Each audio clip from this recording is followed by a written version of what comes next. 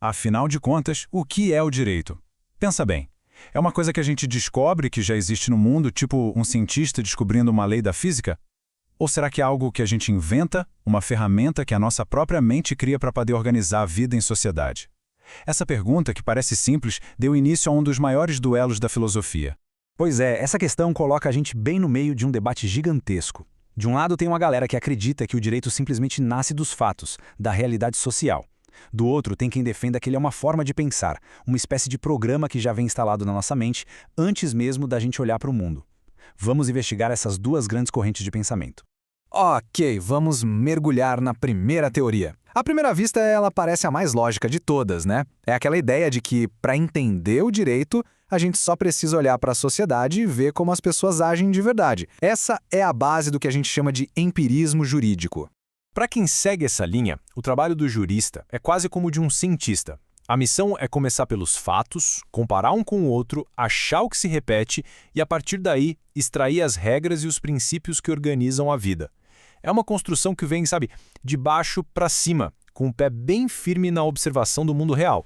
E olha, aqui no Brasil, o jurista Pedro Lessa foi um grande defensor desse método. Para ele, o caminho era bem claro. Primeiro passo, observar os fatos sociais, a realidade humana como ela é, sem tirar nem pôr.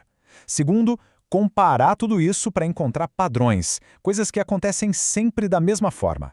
E por último, o terceiro passo, induzir, ou seja, criar a partir desses padrões as leis e os princípios gerais do direito. Só que é aqui que a coisa começa a complicar. Porque veja bem, os fatos mostram pra gente o que é. As leis, por outro lado, dizem o que deve ser. E como é que se pula de uma coisa para outra? Observar que muita gente dirige acima do limite de velocidade é um fato, é o que é. Mas a lei diz que as pessoas não devem dirigir acima do limite. De onde é que veio esse não devem? A simples observação de um comportamento não justifica por si só a criação de uma regra obrigatória. E tem mais um problema que talvez seja ainda mais sério. Os empiristas falam para a gente começar olhando para os fatos jurídicos. Mas espera aí, para a gente conseguir identificar um fato como sendo jurídico, a gente já não precisa ter na cabeça uma ideia do que é direito? É o que os críticos chamam de um círculo vicioso, né? Você acaba partindo daquilo que, na verdade, você queria descobrir. Fica uma coisa meio sem saída. Bom, essas dificuldades todas do empirismo abriram caminho para uma teoria totalmente oposta. A lógica foi a seguinte: se o direito não pode ser encontrado nos fatos do mundo lá fora, talvez ele esteja em outro lugar, tipo dentro da nossa própria mente. E essa é a base do apriorismo. Aqui a coisa vira de ponta cabeça. Para os aprioristas, a gente não parte da experiência para chegar no conceito de direito. É o contrário. Nós já temos esse conceito como uma forma pura na nossa cabeça, uma estrutura lógica que permite que a gente olhe para o mundo e reconheça certas situações como sendo jurídicas. Dois grandes nomes lideraram esse movimento. O alemão Rudolf Stemmler, que via o direito como um jeito específico de querer.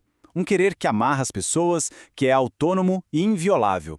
E também o italiano Giorgio Del Vecchio, que definiu o direito como uma forma de intersubjetividade, ou seja, uma coordenação objetiva entre duas ou mais pessoas. Então, o ponto central é esse aqui. Para essa visão, não importa se uma lei é sobre impostos lá na Roma Antiga ou sobre trânsito de dados na internet hoje. O conteúdo muda o tempo todo, mas a forma lógica do direito, essa estrutura que organiza as relações entre as pessoas, seria a mesma, universal e necessária. Mas nem essa teoria, que se diz é tão pura e formal, saiu ilesa. O próprio Del Vecchio, um de seus maiores defensores, admitiu que o direito pertence à categoria dos valores. E isso, na prática, revela uma coisa importante. Por trás daquela forma que parecia neutra, existe um valor fundamental escondido, o valor da pessoa humana, da sua liberdade e dignidade. Ou seja, o apriorismo não era tão vazio de conteúdo quanto parecia. Certo. Se uma teoria foca só nos fatos e a outra só na forma e as duas acabam se mostrando incompletas, talvez a solução não seja escolher um lado, talvez seja integrar os dois. E isso nos leva a uma terceira via que busca uma visão mais completa da realidade do direito. O erro fundamental, tanto do empirismo quanto do apriorismo, é tentar simplificar demais uma coisa que é super complexa. O empirismo esquece que o direito não é só fato, é também uma regra sobre como as coisas deveriam ser. Já o apriorismo esquece que aquela forma pura do direito só ganha vida de verdade quando é preenchida com os fatos e os valores de uma sociedade real, de carne e osso. Então, a visão mais completa que temos hoje entende o direito como uma integração de três dimensões que não se separam. A gente tem a dimensão fática, que são os acontecimentos sociais, o contexto histórico.